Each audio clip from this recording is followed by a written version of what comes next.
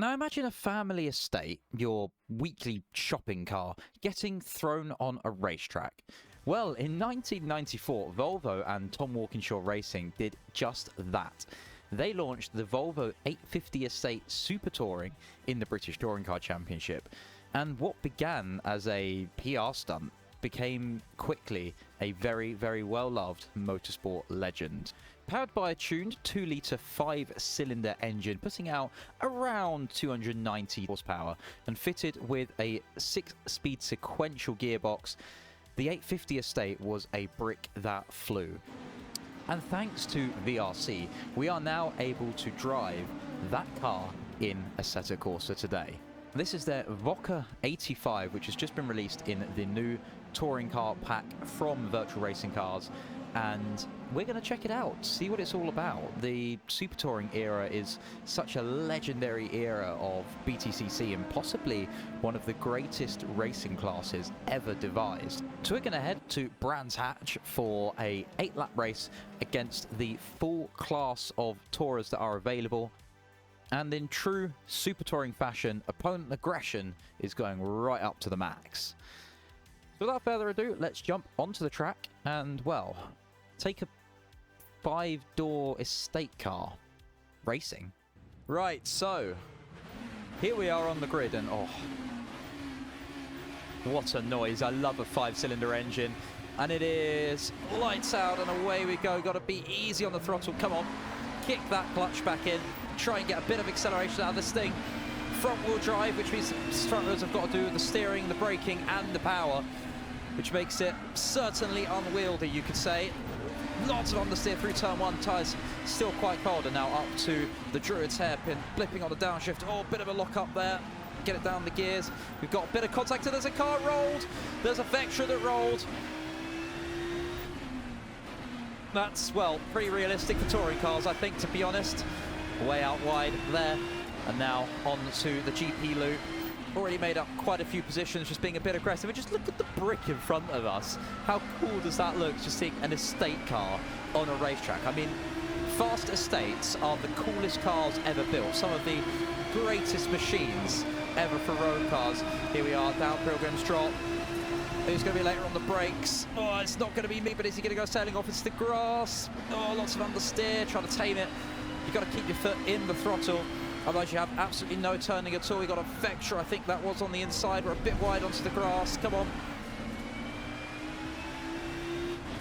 Bit of a kick there. Some chaos in the mirrors behind. Through there. Got to, again, get back on the throttle.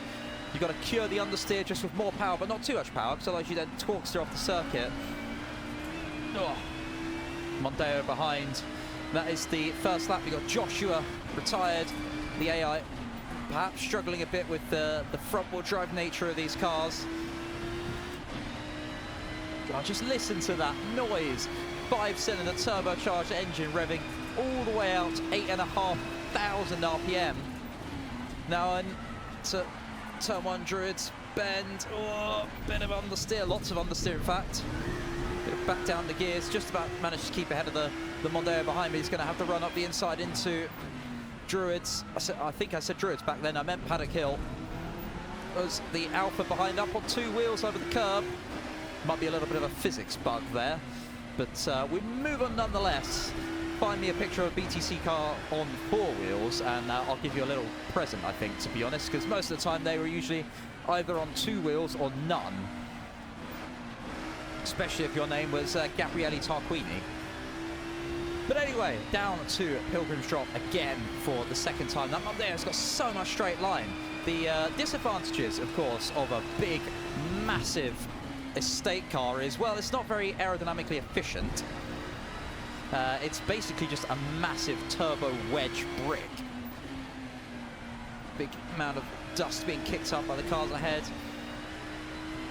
But what it does mean is there's quite a lot of weight over the rear axle with all of the bodywork. Although saying that, these cars, again, not very heavy, full stripped out race cars, nothing like your estate cars at home. Oh, front wheel drive is certainly a different beast to tame. We've got the Alpha in the mirrors now. I was very tempted to take that Alpha for the spin, but how can you not want to race the old 850 estate? And there's a fellow on up ahead, he looks like he's struggling a bit. That Mondeo is just getting away from us. I think we're going to have to probably go on the defensive for the next couple of laps. And already on to lap 3, let's try and take bit of a lock up of the brakes there.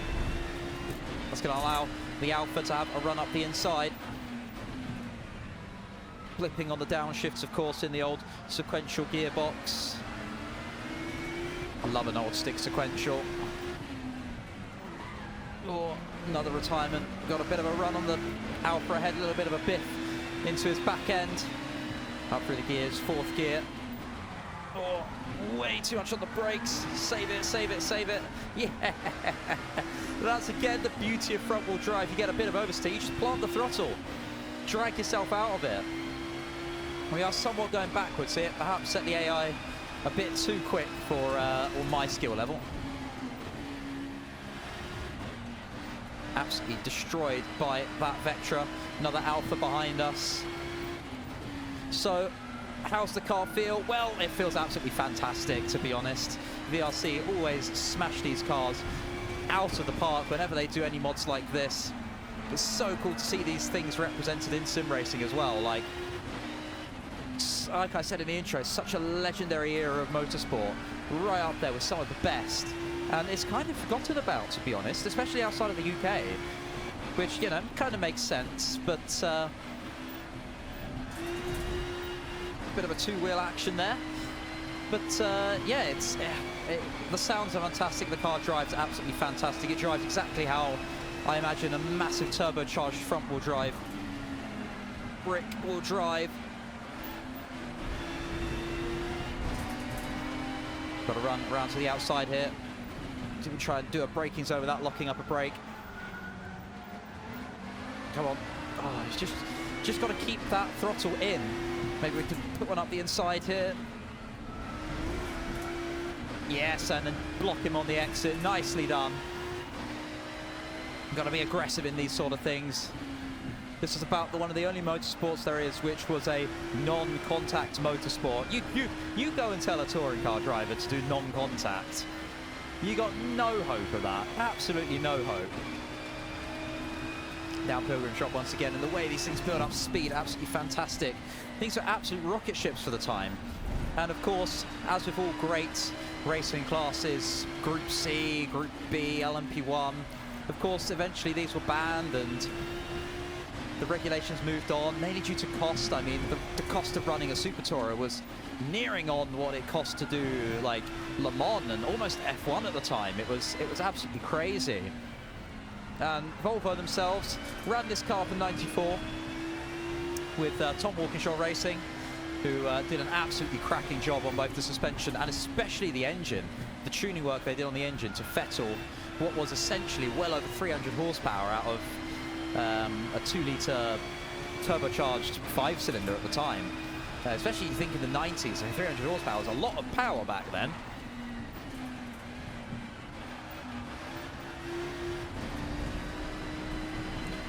But as much as the car was loved by fans and still to this day is absolutely adored as one of the greatest touring cars ever made, it wasn't the most competitive thing. And I think their best result was, I think from memory, a 5th at Alton Park. But then they went on, changed the car, moved to the saloon version of the car for the 96 season and beyond. I think eventually ended up winning in 1998 the championship at the end of the year. Oh, things will work out though, but it's a ton of fun as always. And just getting to race it here at Brands Hatch, a legendary British circuit, against the other touring cars from this era. You've got the Mondeo, you've got the Vectra, you've of course got the Alpha with that glorious Busso V6 engine. One of my favourite engines ever made, but it's just something about 5-cylinder just sounds. I mean,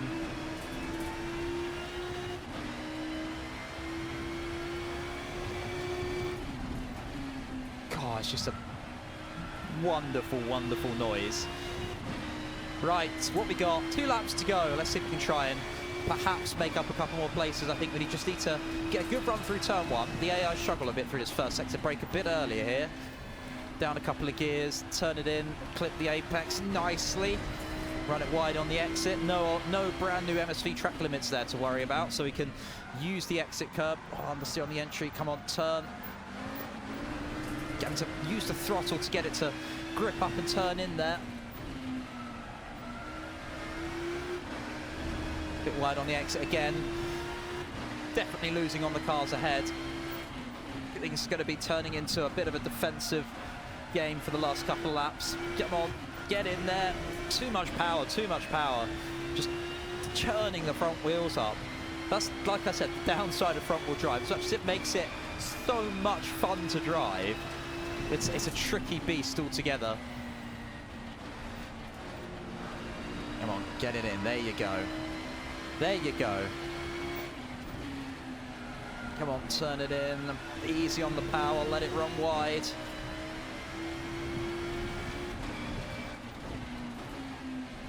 Nice entry, very nice run through there. Starting to pull just a couple of car lengths on the cars behind. That was a really nice second half to the lap there. One more lap to go when we cross the line, so we can try and possibly catch up to the cars ahead. Maybe they'll have a couple of instants. But I would 100% recommend this pack from VRC. Oh, for the sake of like £7. Oh, the experience this thing gives you. I just wish I had my VR headset still, because that would be absolutely fantastic. Come on. Oh no. Can't get it downshifting. There we go. My shifter's been having a bit of trouble recently. It's been skipping gears. But it's fine. We keep on pushing. We lost a position. Try and get it back on this. The second to last lap, actually. We've got one more lap after this. That's good. Maybe we can try and get those positions back. Come on, car. Get in that turbo range. Turbo sort of kicks in above 6k RPM. Whew. Making me sweat this. Yeah, I think it's going to pull away. I think, again, we're going to have to be looking behind for our defensiveness. Mondeo, followed by what I think is a Vectra, possibly. Whew. Take a little bit of a breather, focus and recharge after the shifter mishaps. That's nothing to do with the car or nothing to do with AC, that's just my actual shifter is braking slowly. Oh, it's so much quicker than him through there. Come on. Now we're heading out into the final corner underneath the bridge.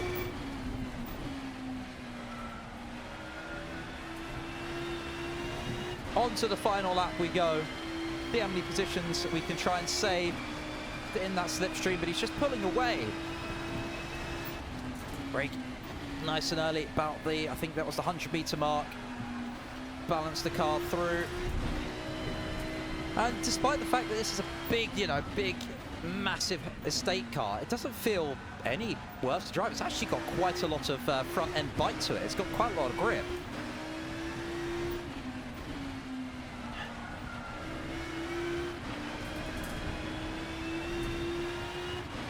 You really don't feel like it's a massive estate car, but of course, you are carrying that size. And I imagine that all those drivers in the 94 season were trying to overtake this thing, maybe around a more narrow, more technical part of the track, and just, well, you've got double the size of a car to try and overtake. You've got to try and overtake two cars at once, almost. Which, from my research before making this video, apparently a lot of the drivers weren't happy about. They really weren't happy about this car being entered, but I, for one, am definitely glad that this thing exists. I mean, fast estate cars I absolutely love. I think they're the coolest thing around. And what I would give for a company, now to go racing in something like this, judging like, BMW going, no, M4 GT3, yeah, the M4, which is a thing that existed for April Fools this year. Again, that thing's so cool. The M4 Touring GT3. Or the M3 Touring, or whatever it was. But anyway, that was the final lap. Across the line we come. I don't know where we're going to finish. I don't know what position we finished. 14th place. I think we started about there, to be honest. Oof. That. I mean, you see the smile on my face. That was absolutely brilliant fun. I mean, look at it. It's an estate car that raced in BTCC. How can you not love it? How can you not love it? Oh. Well, there we are, guys. That was the newly released VRC touring car pack for Assetto Corsa. 100% recommend. 100% recommend. That was an absolute ton of fun, especially with the full pack, with the Honda, with the Vectra, with the Mondeo.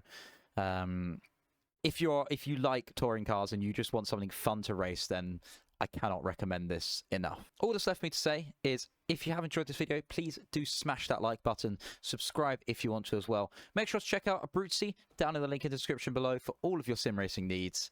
And yeah, I will see you all in the next one. Goodbye.